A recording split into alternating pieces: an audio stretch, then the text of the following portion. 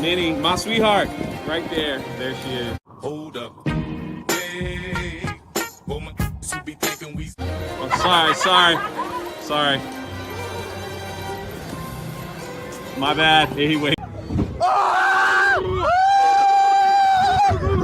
Welcome everybody.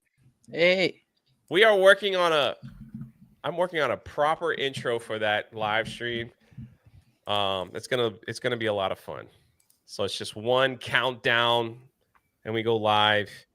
Even though that's just such a quick. I like it this way though. It's funny. It is kind of funny, especially people that tune in that are like, I don't know. How's everybody doing? Welcome to another Park Talking with Park Hoppin. We got my man Vash on the bottom. Flew all the way in from, I don't know, Beijing or something like that last night. damn. And made it here just for this show. How you like that? We also got Ivan, all the way representing California. That's right. How's it going over there? It's chilly weather. But ready to talk about lots of news here. It's chilly over there. It's been like 90 degrees here. Oh. We had a bad rain. And then of course we have the one, the only, the one that keeps everything together, the one that is making this channel fly, Krista Nova at the bottom. Hi. There she is. Been uploading a lot of shorts to Park Hoppin. That's me. We went live. Me, Krista Nova, and Beardo went live. Mm-hmm. At Universal. What day was that? We went on the Saturday, right? Yeah. Yeah. And they got to see the mega movie parade. Oh man, I was so happy. I was like, everybody stay here. Damn. Like, don't move. We got a good spot for the mega movie parade. It was wonderful. That's like my 5th time seeing that parade, man. I love it. That was my first. It was great. What'd you think? I thought it was a fantastic job. That's something that Universal kind of was lacking for a while, was a really good parade. And so the fact that they now have one, I really liked it. I loved E.T.'s float. That was my personal favorite. I know. She saw where we were standing. E.T. kind of went around the corner, and Chris was like, my God, it's E.T.! It was great. My favorite. Yes. I it. really enjoyed it. Yeah, it was very cool. And before the stream even started, Spirian starting us off with a fire!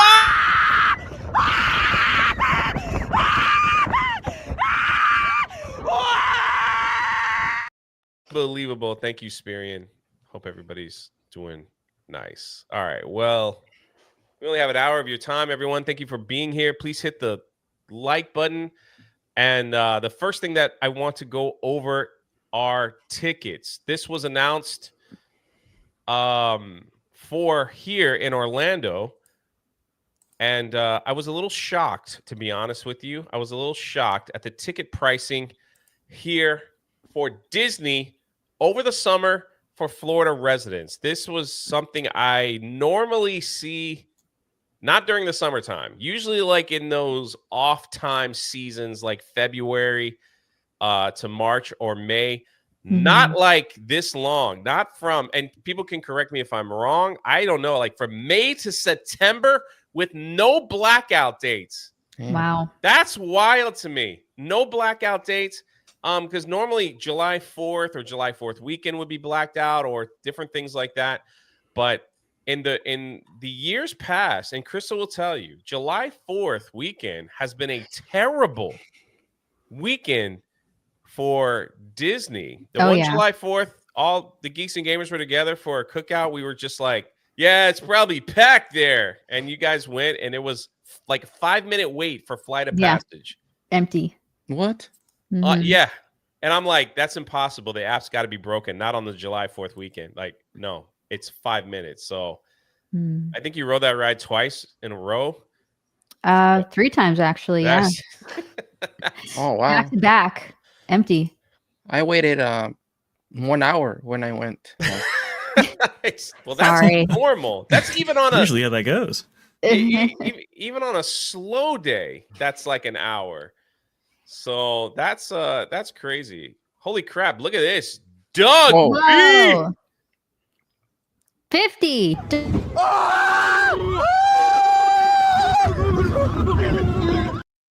That was the wrong Hey. button, but it worked.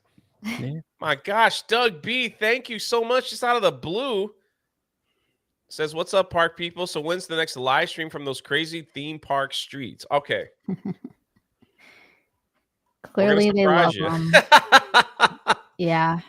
We're going to surprise you. There'll be more. Don't worry. Yeah, there'll definitely be more. The reason why they're surprised, Doug, because sometimes plans change. Sometimes we're like, we don't want to be like, hey, we're going live from Epcot today. Then we look at the app and it's like, you don't want to go to Epcot today. It's freaking crowded. There's problems. All the rides are down. So then like last second, we change course. So we don't want to like go ahead and make the thumbnail and advertise it. And then all of a sudden it's like, well, we're not at Epcot today. Sorry. We're somewhere else. So, but I can almost guarantee there might be a live stream on May 22nd. Yeah. So, that's one. That one's right. We'll see. I think we mentioned that before that we're gonna. Yeah, there'll be a live stream. My bad. So I was looking at something crazy. That's okay. Yes. May 22nd. That's this month soon. We'll be going live for the grand opening of Epic Universe. Me and Ivan, and maybe another guest. Yeah, maybe somebody else. Surprise guest that will be there. You don't know. You don't know who will show up. Yeah. Very. It's Miyamoto. Anyway, Real I Steven hope TV. so. If I don't get a chance to see you tomorrow, I hope you have a happy, Steven. amazing birthday. You're always supporting us. You're always shouting out the channels. You're always in the chat, always encouraging. Birthday. We hope you have an amazing birthday. Doug Beast has got you. Makes sense. All right. Keenan for 2. Keenan. There you go. A little taste of it. Okay. Thank you, Keenan. Keenan for 2. Thank you. Thank you. Anyway, if you live in the state of Florida, and the way that things are going, even if you don't live in the state of Florida, I would check. From May 18th to September, I'm almost like, why do I even have an annual pass? Because you could buy 8 days, like the amount of times that I actually go to Disney over the summer, for $240 compared to like what the annual pass is. I mean, it's very different. But it's because you were a VI pass holder. That's true. Oh, there you go. I hear you. For 2 days, only $210. But if you get the 4 day, it's only $240. Plus, you can add the the park hopper for an extra $40, and then theme park reservation required. But there is no blackout day. To me, that was the biggest thing, because normally when they offer these type of special tickets, there's usually like select times that you can go. So, thoughts on the panel about the ticket prices? What do you think? Well, is this an Epic Universe effect? Sorry, just throwing that out there. A little bit, yeah. I mean, the summer has been diminishing in recent years, from being like the time to go to now being like, it's really hot in Florida, so people have scheduled a trip in other places of the year.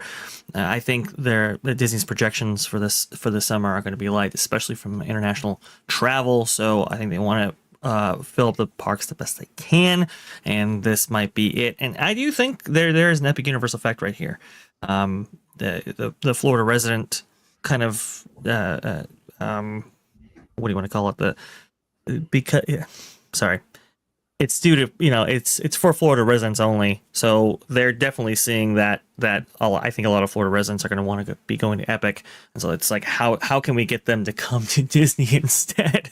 And well, you use that price elasticity to your advantage, and set the bar really, really low when it comes to price.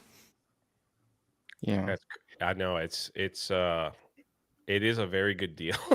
Yeah, I mean, honestly, it's a really good deal, especially including Magic Kingdom, summer dates, the amount of days you get for the price, and what each day costs in those ticket packages. So it's not bad. I mean, over here at Disneyland, they had something a while ago for Southern California residents, which was, I believe, $199 for 3 days. So that was pretty good too. Wow, that's not bad. Yeah. Especially if you get a budget hotel, like not a Disney hotel, you could definitely save a lot of money going to the parks this summer and don't buy any of the food. But then that brings us to the Epic Universe ticketing that we'll go through real quick. But Doug B Oh my gosh. Doug B with a Oh, 20 drops gift a 20 gifted memberships. Thank Woo. That's awesome. Just get a little Brother. scream in there. Yeah. Nagranal says, Hail Jay, Ivan, Krista, Vash, and chat. What's up, Nagranal? He also reminded us to check the Park Hoppin link tree, that there's a dead thing over there. So we'll get to it. And Maximus, nice feet. For 99 cents. Thank you. And we'll take it from there. Now, the big upset that Universal has done, we did a video on this, is that these dates, basically the park is open. That's basically what they've done. So this was reserved, this early park preview was reserved for annual pass holders. As you can see, it's $144, $150 on the weekend, things like that. But then Universal's like, let's just open it up to everybody. So let everybody come in. Now, annual pass holders are crying really bad online saying, I bought my ticket a month ago and now it's going to be too crowded. What's the point of having an annual? Oh man, it was a massive meltdown. Yeah. Huge. Over this. So in some ways, I sympathize with them just a little bit because, you know, it was advertised as kind of an annual pass holder exclusive event. And clearly, I don't think Universal saw the demand they won for their stress test before the park actually officially opened. They need more people in the park in order to really, like I said, stress the multiple attractions and experiences that you can experience in Epic Universe. And the only way you can really do that is if you get bodies. And that's, I think, why they open this up wide in this way. You know, APs... Look, a lot of people aren't going to sympathize with them. I sympathize with them just a little bit because it was advertised in a certain way, and there was a certain level of expectation, and now that's shifted, right? I think if Disney were to have done something like this, we would be, you know, raking them over the coals, perhaps rightfully so. In this way, with Universal doing it, I understand that, you know.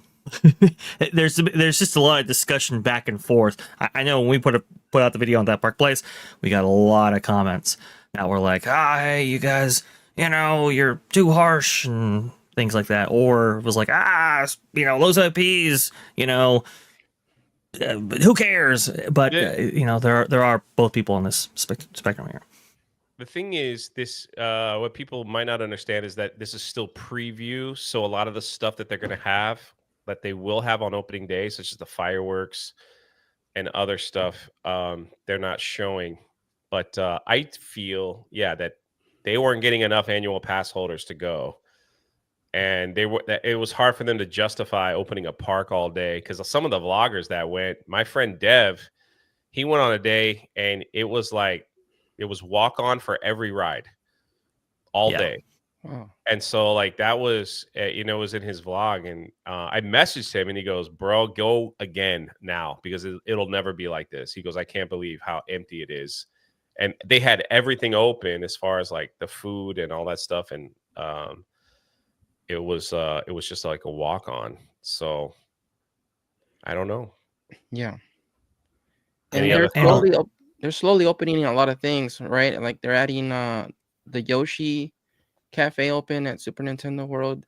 Yes. And then there's still the what is it, the Blue Dragon? The restaurant. There's other stuff that's still gonna be open later. But you can make reservations, I think, right now. Yeah. So I It's can't be that Celestial Park upset. that just recently opened. I can't be that upset because me and Krista got to go 3 times for free before it opened. So like on a personal level, it doesn't really affect me, but no complaints. That's and I'm just being honest. But yeah, I understand where if I didn't get to go and this was my time to go, how it'd probably bother me a little bit. I'm like, what? I get to go with the poors and the common folk? That's the thing, right? I mean, if you're an annual pass holder and you engage in some of this stuff, especially with a developing park, as Ivan mentioned right there, this is a preview time period for this park, right? Operationally, things change. They do often, Yeah. and on a certain point, it's like this is to be expected. On the other hand, for people who didn't actually expect it, for people who bought tickets and maybe booked flights, some people book flights to be there. That's an unfortunate reality. So if you're in the area, or if you just want to go before it opens, they are going to take 2 days off before the big grand opening, which I think that means I think they're bringing in celebrity people and they're taking 2 days off, and that they might even walk them through the park before the big opening and let them see and all that stuff. So I could be wrong, but It's kind of already happening, what's that? they're inviting certain people in the absolutely. industry. I know one, that they invited out to go hang out at Epic and take photos and stuff. So it's already starting. So Chris has said, Jay, you don't know what you're talking about. I'm saying, Jay, you're right. It's happening. I know. And so those are the tickets. So if you want to go, the tickets are available. They haven't sold out yet. But here's I think it was the last time me and Krista went was the busiest. That out of the 3 times I went, it was the busiest, and that's when the receptors went off, and I was like, they might have a problem here. Like if things aren't open. And then all of a sudden, this article was posted today by Blog Mickey, and my personal opinion, if they have to do this, it will be a big turnoff for the park. Basically saying Universal Studios virtual line may be required to enter some of Epic Universe land. So what it's saying is if you buy a ticket, they will only let you into certain portals at certain times of the day after you make your reservation. So, but if you buy a ticket, you're guaranteed to get in a portal, but they have to tell you when, and you can only stay there for a certain amount of time. Whoa. Yeah. So, this isn't happening. It's not an announcement. On busy days, I was reading, and I actually saw vlogs from one of the theme park vloggers who just visited Universal Japan. They did say that on very busy days that to get into Nintendo World, you have to use a virtual queue. They tell you when to go in. They tell you when to get in line for the rides. Now, Japan is is a lot more organized than American theme parks, number one. So people kind of probably understand how that's going. But he was walking us through how like the process went for him, how it's like, okay, you can go to Super Nintendo World from 3 to 4. But at 3 o'clock, you got to be in this ride. And then you got to be on this ride in this line, and they scan your ticket and all that stuff. And he goes, it wasn't terrible, but you're very rushed. So you don't get to chill and enjoy the scenery, or go back at night, or go back when you want to, when it's during virtual queue.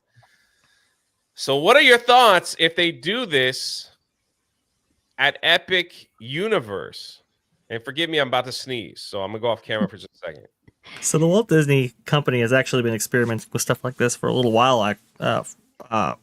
Even before Universal jumped into it with Super Nintendo World, not even just in Japan, but also at Hollywood, which we'll get into in just a moment. With Star Wars Galaxy's Edge, you remember this, Ivan? Remember they had like a preview period for Star Wars Galaxy's Edge where you only were getting 4 hours Star Wars Galaxy's Edge before that land officially opened. Then when it did open, they had set up like these screens all around Disneyland to inform people like, hey, if there's a virtual queue in use to get into Star Wars Galaxy's Edge. And they dropped that almost immediately after they set it up. But it was all in preparation for like enhanced demand for Star Wars back in 2019. Universal implemented a similar system in Universal Studios Hollywood for Super Nintendo World, which was actually used pretty extensively for months, if I'm not mistaken. Yeah, it might actually be turned on, depending on how many people actually rush down to Super Nintendo World when the park actually opens to this day. So the portal structure has been put in place in such a way that they can manage the crowd going in and going out, the ingress and egress traffic right there. And so it doesn't surprise me that, hey, look, if Dark Universe, for example, is overrun with guests wanting to, visit Monsters Unchained or Werewolf or whatever, and they're not necessarily distributing evenly across the other portals, well, then you have to take action, and this is that action. Yeah, because even after like months of stopping Super Nintendo World Hollywood Virtual Cube, there were days when it would just be super busy, and suddenly, oh, they're doing it today out of nowhere. So they have that system ready in case the crowds are there. For Epic, I can see them probably doing it for Super Nintendo World only because of the tight spaces there, the same as it is here in Hollywood. But I don't know, man. I mean, this is gonna be very interesting to see how it turns out with everybody and the guests, because I mean, it's a lot that guests are expecting, and then you have to sort of just have to. I know in Japan, like, there's very little complaints because they do a great job. They're very organized. You have to curtail that demand somehow. I mean, you have to mitigate just the overall enthusiasm for maybe one IP or one franchise over another. Even the chat right now, it's like, well, I was going to spend all day in Nintendo Land and really taking that land. It's like, yeah, well, imagine if everybody does that. And that land is, Ivan, we've been in Super Nintendo World, at least at Hollywood. We know that land is very, very small and can be overrun very, very quickly. Yeah. So you do have to spread out these crowds somehow, and this is one of the reasons. This is one of the ways you actually do that. Now, hopefully, they don't limit people within those lands to a certain period of time, but they might have to. And we know that this is the most technologically advanced theme park on Earth, and there's facial recognition technology and other technologies implemented in order to, maybe make people go in certain directions and so forth. We'll see. Any thoughts on that, Krista? Or I personally hate like the virtual queues and lines and all that. Even with rides, I think it's pathetic when they do that at Disney. But I mean, if this is a way to crowd control, me and Jay said it enough where this park feels small in certain areas. I don't know how they're gonna crowd control. So if this is a way to do it, I guess we'll see how it turns out. But I'm not a fan of it personally. I think you should just put a limit to how many people you can allow into the park, and there you go. Do it that way. Exactly. Now, are they doing any face recognition there in the California side yet? Because me and Krista can walk into Universal and we don't even have to pull out our pass. So for Disneyland, they recently, they're actually doing I think it was like a $20 million project to overhaul the entrance procedures for both Disneyland and Disney California Adventure. All the entrance turnstiles and so forth, they're going to be using biometrics there very, very quickly. Hollywood has not implemented that system yet, but I expect that they will, especially that now that Disney is doing that in California. I think some California regulations have prevented that in the past, but now they might be getting through that. By the way, 5-year expansion project maybe for Universal Hollywood in the upcoming future. That's probably going to be part of that. Go ahead, Ivan. Oh no, I was just gonna say they're building a new security hub, so they could be doing that for sure. Yeah, so I see Jake Skywalker not happy with the facial recognition. That's universal, man. You walk in, at least you're not touching anything. So before they scanned your hand and all that, but now I just walk up and they see my face and I just have a good day, and that's the end of it. So and again, I mean, we have phones that look at us every day. You step outside to go to Walmart, you're at least filmed 100 times. So at least they're just admitting it by doing it, I guess. And Universal has patented a system in which they're going to be using facial recognition, AI, and so forth to even not even just crowd control in terms of letting you access certain areas, but also to controlling how you act in line and so forth. I mean, it's kind of crazy. Whoa. Yeah, it's wild. Well, it's interesting because I've done this with no hat and glasses. Fine. I've done it with sunglasses and hat. Fine. It still picks me up. So however that works, I don't know. I don't get it, but that's what's happening. Eventually, that'll be Again, just to be clear, they have not implemented a virtual queue for the portals. There is a virtual queue for the Harry Potter ride, and that's about it. So And then also, who would have guessed that Krista got this right probably 5 years ago? All she had to do was see yellow paint, and she knew right away. I know my Nintendo, that's for As sure. soon as we walked by, I remember that day too. She goes, "Oh my gosh, Jason, Nintendo World here." I'm like, all I see is a yellow, and like I don't see it. Like at the time, I didn't see it, and she's like, "No, my God, that's Nintendo! Don't you see it?" I'm like, I don't. That's going to be the Nintendo store, in which, yes, it's confirmed that it is at City Walk here in Orlando at Universal Studios. Gee, what gives it away now? I mean, Jay's like, I see it now. Yeah, now I see it. Yeah. I didn't see. Listen, the truth is, when they were building it, I didn't see it because I wasn't paying attention until Krista pointed out. She goes, "It's the yellow box. Here's this right here. That's the color red. That goes. That's Mario red. That's Nintendo yellow. Jay, get it together." I was like, I think you're right. And then lo and behold, hello, Super Nintendo World Store. Mm-hmm. She's 100% correct. So that's coming to City Walk.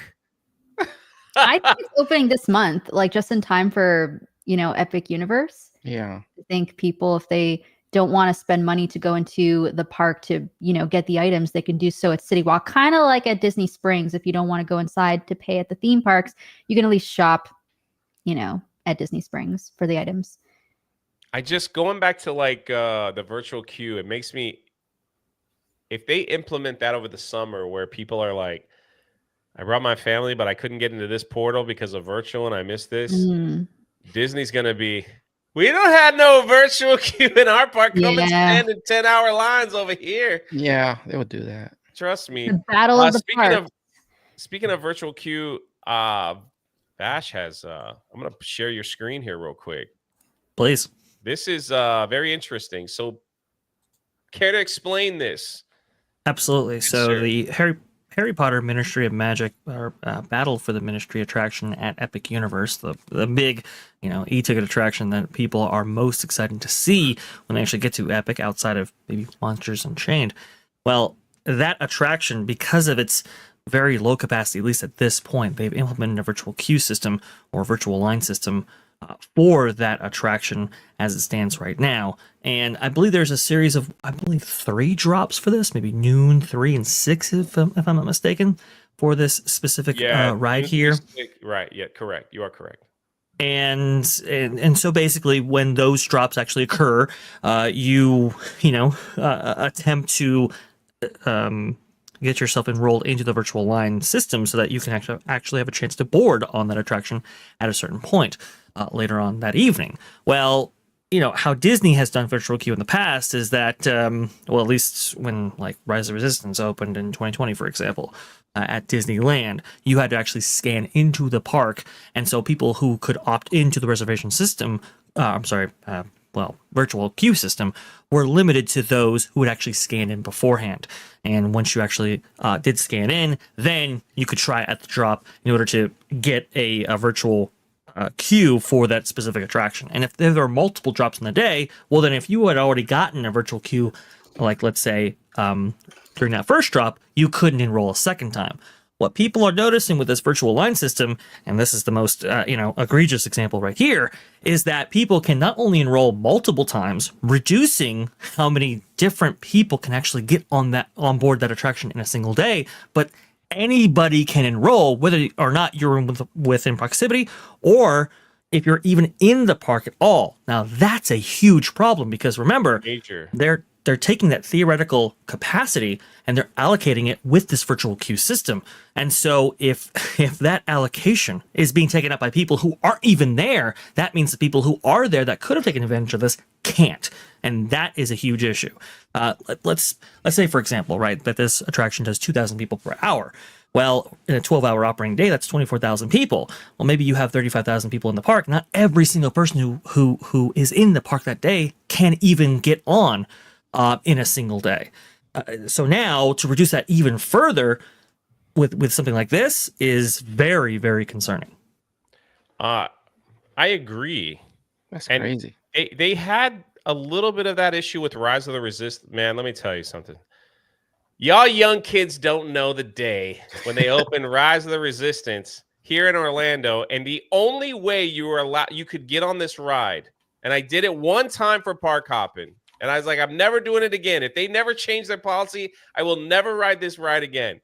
You had to be at the park at 7 a.m. before it opened to the general public. So you pulled up into Hollywood Studios. It's all on park hopping. It's freaking 6:45 in the morning. I'm exhausted. I don't want to be there that early just for a ride, but I did it for the channel. I did it for the team. They let you into the park because the virtual queue only picked up in the range of the theme park. You went into the park, 7 o'clock hit, you're on your phone pushing that sucker as fast as humanly possible, and then they go, congratulations, you made the virtual queue to ride the ride. You're number 41, which is at 4 p.m. All right, that was what I got. Yep. Yeah. So it's 7 o'clock. The park is not open till 9:30. So what do you do for 2 hours? Well, they were gracious enough to open the Starbucks that had a line that was wrapped all the way around because there was nothing else to do for 2 hours. Nothing else was open and everything was roped off. So I stood in line. I got expensive coffee and I sat there and waited and walked around and waited. 4 o'clock came. The ride went down. Down goes Frazier. The ride's down. I was like, are you freaking kidding me? I got here at 7 in the morning and I couldn't ride the ride. All of a sudden, my app beeps. They're like, hey, don't worry. We got it working again. You may go on the ride. It was 4:30 by the time I got on there. And I was like, I think in the video, I was angry. I was like, I will not. This is ridiculous. There is no need to. Why even create a ride if this is how you're going to ride it? People coming, advertising a ride, knowing that someone that doesn't live in the state can't go on it unless they show up at 6:45 in the middle of their vacation is ridiculous. They immediately they changed it though immediately, probably in a month after that. Yeah, back in January of 2020, Rise of Resistance at Disneyland was only offering one drop, and that was it. So I remember that, and it was very stressful. So what I did was I was like, okay, look, I'm going to go down there because I'm not a local, technically. I live, outside that 250-mile radius right there. So I was like, okay, I'm going to have to book hotel rooms. I'm going to have to travel. I'm going to have to travel with, as many as 5 people. We can't miss this drop because we're only going to get maybe 3 chances for a single weekend, right? So I was like, okay, I looked at the cell towers in the area, I looked at the coverage band, I looked at the coverage and where we could actually stand, practiced every single day before then. Then when we actually went there, did a series of ping tests and speed tests throughout the area in order to see what the lowest actually ping was. Then practiced refreshing the page, and I got it so that when you refreshed it, by the time it refreshed, that was the moment that the drop actually occurred, not a moment before.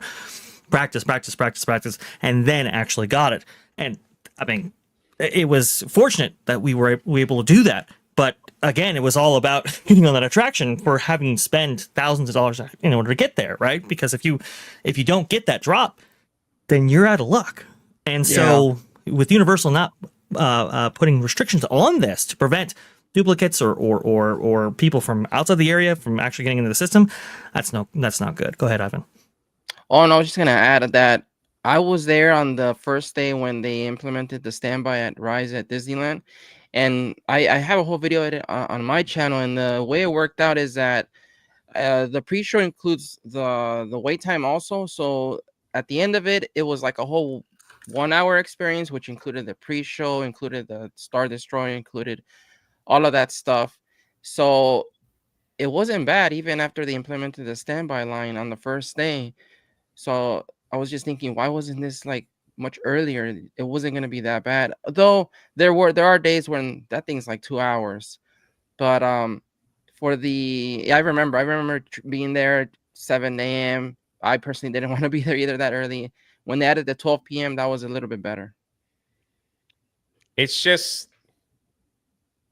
stressful to ride a ride. You're supposed to have some enjoyment, and I could never get Krista up that early to do that for a ride. Nah, she did ride Rise of the Resistance though, so we were able to. But now it's like we were able to get on it, and I think we waited 15 minutes. So, and now it's gone. Speaking of Star Wars, over the weekend was May the 4th be with you, the Disney meme Star Wars holiday that they have. and they had some special Star Wars stuff because Krista is our foodie. We're gonna show some of the food, and we'll let her be the guide because Okay. it appears that Universal has done something, and we're gonna close the show on the Fan Fest that Ivan's been going to, and I feel like I need to go. So Clyde says, "Show us the food, baby." All right, here we go. We're on it. Disney Eats May the 4th Foodie Guide 2025. Dun, dun, dun, dun, dun, dun, dun, dun. Here we go. The first up. Oh, wow. Would you look at that? Okay. I really like that Wookiee cookie. I think they had that the last year at one of the theme parks, forget which. Those drinks are actually great. Are those straws for like the lightsaber? They're or just is it light up little- sticks, apparently. Okay. A little something you can keep, a little souvenir. I like it. That, I mean, it all looks great, I guess. That one at the top with the, yeah, it looks a little messy. Is that coconut? I don't Yeah, mess that's with from coconut. Empire Strikes Back. That's the AT-AT walk into the Rebel That's- base. yeah. Oh, wow. That's pretty neat. But what does it taste like? We won't know, but we do like the way they look. Yeah, and also, what is the price? We're just going off their guide here. Right. Just we're going off presentation. It's a macaroon. Did I say that right? Oh. Battle of Hoth macaroon. Yeah, it's a oh, okay. It's a coconut one. Wait, what was it? Go back down, Yeah, please. toasted coconut macaroon Yeah. on cookie decorated with buttercream, shredded coconut, and white chocolate. That's a lot of coconut. Not a fan of coconut personally, but if those who are, hey, That might be there's your thing. there's your dessert. Yeah. The Wookiee cookie is 2 oatmeal cookies with vanilla cream filling, garnished with milk chocolate. What's that? Sash on top? Chocolate sash on top. Yeah. Someone can make that for me, right? Sweet and sour citrus lemonade served with a Skywalker lightsaber swizzle stick. Ooh, it's a non-alcoholic beverage. Yeah. Another you can also- non-alcoholic. Yeah, you can have a yeah. Cherry That's cool. limeade served with Darth Vader lightsaber swizzle stick. Yeah, because you got like the Sith and the, that's cool. And the Jedi. Yeah, there you go. That's Vader's and that's Luke's. Okay. Mhm. Or Anakin's, excuse I got me. both of those. There. Look, What does it taste like? look, I got them right here. Okay. Oh, you got them. Hey. They light up. Yeah. Still. That's cool. Jay Little wants a souvenir. swizzle stick. I want a death stick. That's what I want. Name. So actually, wait, these are at Hollywood Studios? Yeah, it says it right there. Disney's I thought Hollywood. this was Studios. only in Disneyland. Where the heck is the Backlot Express? Huh. I might have to go get that. 2 years ago, I went for the event on May 4th, and I got the lightsaber churros that you see right there. That's right. They Were weren't they that good though. No, they were a little stale, but it was, Dry. dry. But it was a good idea. The packaging is pretty good. I agree. They should sell them all year round. Okay, what are we dealing with? Oh no, is this what's that hotel that closed down? Is this all the food from it? Galactic Star Cruiser. Thank you. Yes, Yeah. Galactic Sky Star- Cruiser? Yeah. Is this what this The is? Star Star Cruiser, Wars. excuse me. Whatever. It's this is the food from it because they just kept. I don't know. Maybe they had all of the ingredients to make these. I don't know. There's like broccoli and cheese. This is a mess. This looks like you could get this at the Avatar. Yeah. World. That blue cream mousse that they serve at Avatar World, which is pretty good, but everything else just looks no thanks. Okay, so help me out with some of these things. The Mythor orb, is that, or where's that? That's that. Okay. Yeah. Crystal blue raspberry orb served with tart pineapple. That is the exact same dessert at the Avatar in Pandora. They just moved it over, and that's unfortunate. But it's new. Yeah. A sliced, I don't know how to say that. Eope? Eope wrap, roasted pork loin, ham, broccoli, provolone, red Throw pepper. everything there. I can't say these words in between. I don't know what kind of ham. Wrapped in pita bread. I just see ham. Or herb. Ugh. I don't know, man. Having broccoli at a theme park is a little gassy. Jay. Kessel Run rations, flaky pretzel croissant sprinkled with smoked sea salt and served with caramel chocolate sauce. Oh my. Thick. Pretty much. 2 C's. Thick. Moss berry biscuit. Biscuit topped with, what is that? Oob? What's UBE? Ube? Ube and Oh, is it matcha ube? Ubi. I don't know. Ube with ube micro Maybe. sponge cake and dehydrated blueberries. What is that? Man, that looks. Next. That doesn't Yeah. look This like is where Star Wars they to put me. these descriptions through like AI and say, okay, what is like the most, like what is like the fanciest way, an esoteric way to describe something? That's the thing. See, that's the thing. I think they would do better if they kind of leaned into the meme a little bit and made a hamburger and just call it like Oh, Wookiee burger or something like that. Yeah. You know? Mhm. Yeah. It's Just give it something simple. Like make Yeah. it funny.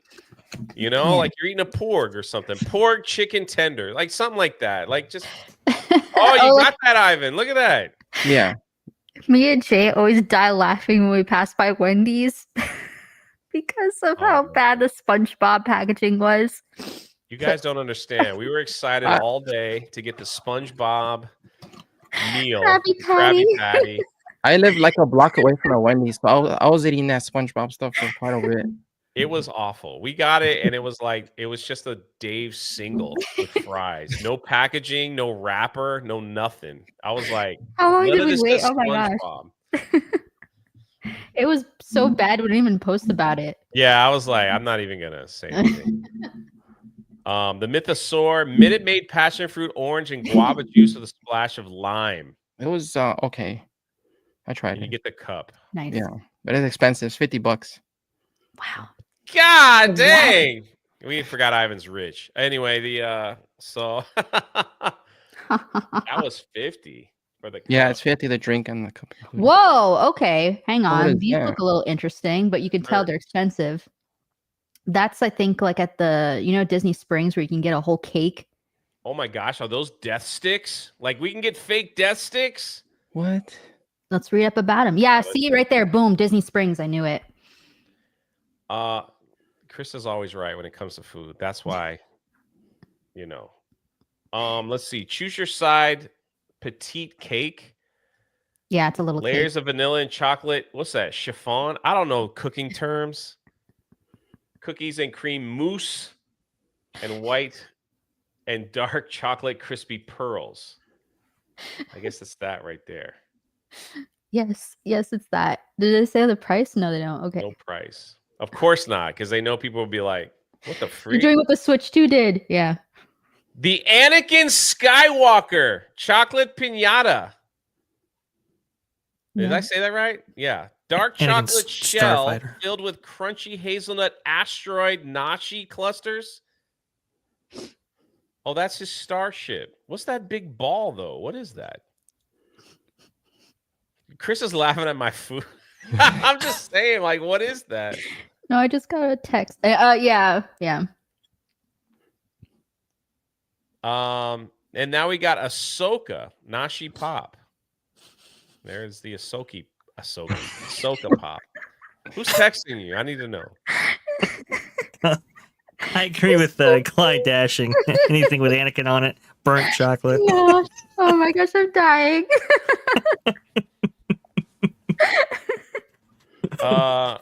Star Planet's Nashi Bar. Am I saying that right or wrong? It's not Nashi. Gonash. It's ganache. Oh, Ganache. How come no one corrected me? Ahsoki? Ahsoka. That was a mistake. Yeah. It's Ganache bar. ganache. Why is it Ganache? What the freak is a Ganache? Bars inspired by Star Wars planets, featuring flavor of spicy cherry and spicy cherry for Mustafar. That's lava. Ginger seed buckthorn for Coruscant. Oh my Whoa. god. Hey. Whoa. I'm not reading this anymore. Endor and crate. There Yeah, let's we just go. stick to the. Okay. So that Oh, salt one is great. That's pretty funny because the salt crate Andor. All right, let's keep it moving. Oh, I got the popcorn bucket right there. That was a gift from Ivan. I got to change the batteries though because I left it on. It died. Oh, well, So it looks popcorn like it's bucket's flowing. pretty neat. It shoots the Oh. lightsaber. Yeah. I'm This going is to really the dumb. What the is it? coaxium Oh, Anybody yeah, know yeah. what this is from? Yeah, that's pretty good. Solo. Coaxium from It's Solo, a as I've been pointing coaxium out. sipper. People still laughing at the way I read ganache, whatever. Butt thorn. Coaxium appeared in Solo, the Star Wars movie, and it is a part of the Smuggler's Run Falcon ride, but probably not much longer. I don't know. And they want you to buy a drink in that thing for $25. No, I don't know any Coaxium fans or people that even care.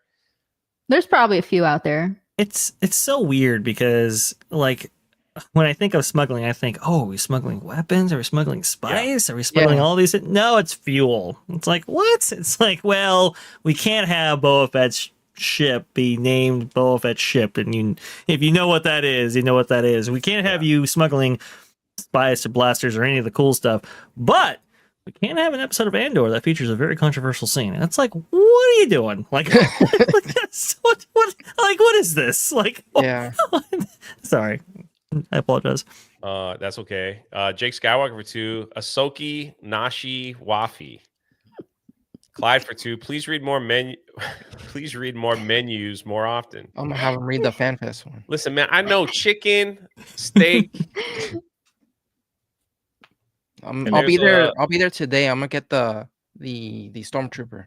See, here we go. Yoda burger. Oh, yeah. what? Well, hang on. What's in that? It's just nothing but greens in there. Everything that's a green they put in there. I see avocado. I see pickles. I see lettuce. Look at this C-3PO cookie. All right, here we go. I didn't even get to that yet. This is in Disneyland Paris, so it's going to be a little more. Oh, okay. Yoda burger, green bun, beef burger, Gouda with green pesto. Yeah, green. I don't know what that is. Grilled. I'm not even going to try. Try it. Cucumber pickles, rocket salad, sour cream filled Doritos, and green pesto sauce. That sounds gross. I'm sorry. What? That's straight to the bathroom. Does that sound good to anyone on a burger? That's not at a theme park. That is. And what if that changes the color in C-3PO lemon, macaron, Darth Vader biscuit, and R2D2 R2D2 delicious biscuit filled with cocoa hazelnut. That sounds good. Go back up, please. Yeah, there you go. The cookies, yeah. Little printed cookie. That's it. Very simple. Cookies look good. Yeah. Mm-hmm. I mean, with that Yoda burger, all they had to do was just like keep the buns green and everything else. Yes, exactly. You know what I mean? Keep it simple. We don't want all that extra. We don't want green. I don't want to know what Yoda Doritos like. and pickles. Yeah, exactly. That's a disaster waiting to happen. This is why Universal just kills it on the food game. Yeah, that's a disaster. Yeah. Now, with the last, we got. Sorry, I didn't mean to come. A little time crunch here, but of course, our man Ivan in California. So that's what Disney did for the 4th, May the 4th. They also had the guy from Andor show up and wave at people. Nobody's watching that show, unfortunately. And you paid it extra money to go to a ticket where you get to wave a lightsaber at the Millennium Falcon and watch a movie. That was their special night in a nutshell. Now, Universal on the Hollywood side has the set to Back to the Future, and they have been doing this thing called Fan Fest Nights, which is literally you live in Hill Valley during the time of Doc Brown, Marty McFly, and you are watching the movie play out in front of you, the first film in front of you, right before your eyes at the different sets. You get to go to the Enchantment Under the Sea dance with everyone. You get to see the lightning strike the clock tower and send Marty back to the future. You get to be a part of all of that. Yeah. It looks incredible, but this is the food that you could get there. Yeah, I quickly posted that because we were talking about the Star Wars. So the food. My God, that thing is bigger than your hand. That thing's delicious. I've heard some people don't like it, but I don't know. They said they want more sugar, but I think it's a really good balance of a cookie. Oh, the That one's chopper really good, cupcake. and it's really hard to get because it sells out right away. Comes in little box packaging when you get it. Tony Chopper. And what's this one? This one's I forget what this one's Oh, called, but if the you know One devil Piece. fruit from One Piece. Yeah, so this thing has like pineapple filling, which is pretty good, and I like conchas. But the And best that part, make me stretchy. That's what I want to know. The gum fruit. and then this thing is called it's right here. It's called a spicy chocolate brownie, and it's actually spicy with a Whoa. strawberry, chili, and lime filling topped with Pop Rocks. Did you like it? I did, but I didn't even There's finish. much- It was a lot. And then right here's the Time Traveler's shake, which is really good. So usually, like when I get these things, I'll take like 2 bites and give the rest to Jay. So Yeah, and some of those I didn't finish. The only one that I really flipped out a finished was the cookie. yeah, And I think that's I have a lot. For one more there. person. It's a Potter meat. That one was really good. I tried that yesterday. Meat pie. Hogwarts meat pie. I don't know a if you guys have it over there. pastry. No. Nah. But I mean, it looks okay. It's like ground beef and veggies. I don't know if I want a meat pie. I agree with Jay. That's all. We also have Vasha showing. So you were there. So walk us through some of that, Ivan. How was the Fan Fest? I think that Universal won the After Hours game this year because what I'm seeing with Disney and Star Wars Night, it's just all over the place. They're not organized, and then they play music that is not Star Wars in there. But for this event, this is Universal's like new big event that is by the people that make HHN, and I think, in my opinion, I ended up liking this more than HHN, mainly because I'm really more of a fan of like these movie franchises and more of the nerd geek culture type of thing. But they really the star of the show is Back to the Future experience, which is when you get there, you take a tram to the set. And my big tip is when you go do that the first thing. If you have early access, you can do some other things first, but this is open at 7.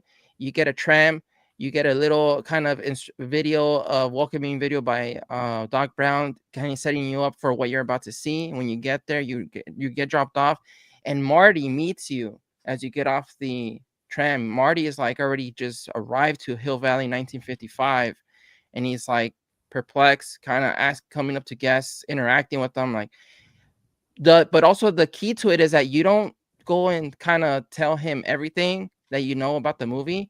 You play along like if you are in the 1950s, you live in the 1950s, or like so, and you just kind of he starts telling you, hey, what's going on? What's going on over here? Like, has that always been there? And you kind of just go along with it. Yeah, that's always been there. And like, why are you wearing a life preserver? You can just play along like that, like you do in the movie. And you get there, and then the music starts. The characters all start coming out at first, and they start interacting, doing just kind of little bits. Then the scenes from the movie, they start kind of getting played out.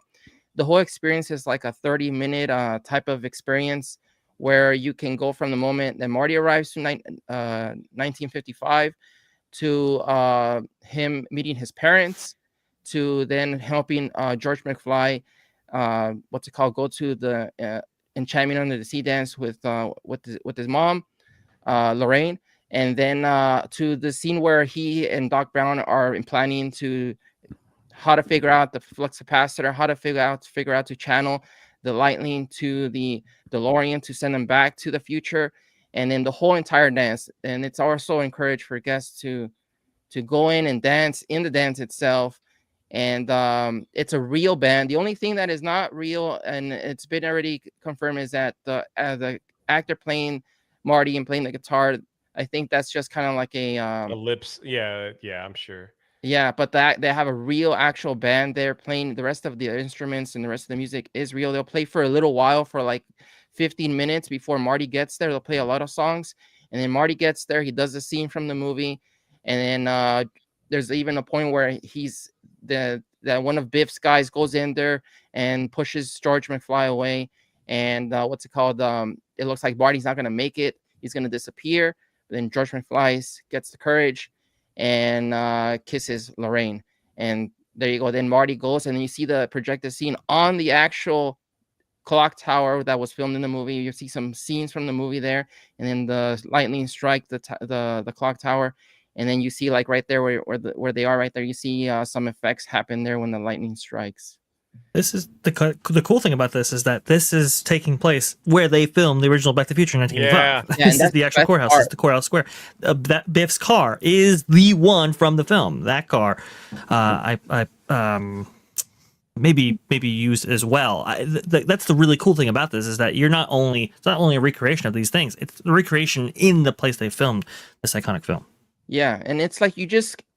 I think I was there yesterday. I do see a lot of regular people there because I think the idea of them wanting to return, and me myself too, is that this is kind of like not a everyday thing. You're gonna go there. You're gonna go spend time in the set where they film Back to the Future. You're on the grounds where they film that movie. It's just cool just to chill there for a little while and just kind of. How long do you have in this section when you buy the ticket? You can stay there the whole night. The whole night, you can stay there. And do they redo the scenes like every?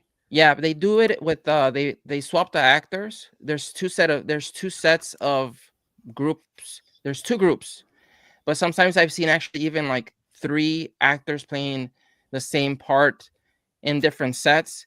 So they're all covered on all grounds. They repeat it with different actors. You get a little bit of a different nuanced experiences with the other actors, and they have even like games. They have games like they have like a sort of like a carnival little area where they have games that are like ring over the bottle, and you can win like a plushie, and they have like very retro vintage stuff there as well. And the music is like on point.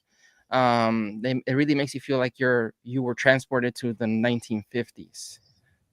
The crazy thing about all this is that this is all for one IP featured. Again, there's like 5 more. So it's, One Piece, Jujutsu Kaisen, Star Trek, Dungeons and Dragons, Nintendo gets involved in it as well. It just goes on and on and on. So this is like super, super cool for Back to the Future, and it's awesome. It's very well received, and maybe that leads to greater things later on. But I've heard One Piece has really surprised Universal with how much enthusiasm there is for that franchise. I guess they had to move over some Back to the Future merch in order to make way for more One Piece merch because it sold out so fast. And each experience is very, very immersive in terms of like also time. It takes your time. There's a Yoshi egg hunt at Super Nintendo World. You get this headband, you can put it on, and then you have to you have to find all the eggs in Super Nintendo World, and then you get this gold one. You get this gold one as a final, finding all the eggs. But also at the same time, when you're doing the egg hunt, you get to meet either pink or blue Yoshi, as well as the regular Yoshi who's doing photo ops. There's that, and then there's the Dungeons and Dragons, Star Trek stuff. They did a good job in those two in terms of the sets and the immersion. The One Piece characters are really popular. You'll get like 30-minute lines for each character. And then at the end of the night, all of them converge into one photo op. All of the characters converge into one spot for a group photo op. And then then you can't do really everything in one night because then there's Harry Potter. They have a light show. They have creatures. They have food.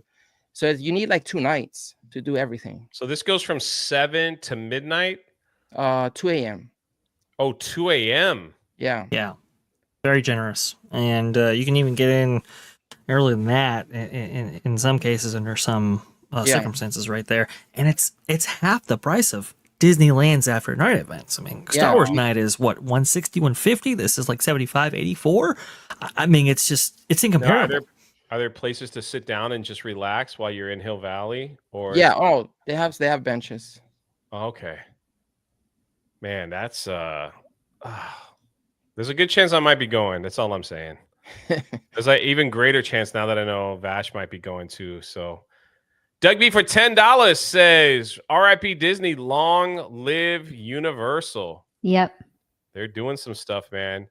And Chris Grogu for $2 says, Krista, what a heart. Look at that. How nice. So, well, that's going to wrap us up today for another park hopping, talking thing that we have going on here. Before we end, Vosh, where can they find you, good sir? Thank you for always joining us on this Thank you. Monday. Thank you for always having me. I very much appreciate that. You can find me on That Park Place doing morning magic there. That's going to be at 11 a.m. Eastern, and also to T3PO Live, where we cover all kinds of theme park news. That's following the Pro Show at 3 p.m. Eastern on Tuesday, talking about a lot of Tokyo stuff going on, which is very, very interesting. And, a couple of theme park headlines that, are making their way across the internet. So please go ahead and join us. Sometimes Jay is there, but we always have an interesting discussion, great show. no matter what. Yeah, check it out. It's definitely awesome. You have a great show. And Ivan, what about you? Where can they find you? Here on YouTube, Valientes, Instagram, Valiant Studios, and also here on Park Hoppin, check out. I think the FanFest video just went up, so check that out, and you can see it more detailed. It was a lot. It's a lot. It's a lot to do there. That's amazing. And our very newest person, Krista Beep, where can they find you? Hi, thank you for having me on. Oh, hold on. I was so nervous. Did I miss your super chat? I am so sorry, brother. My first time on.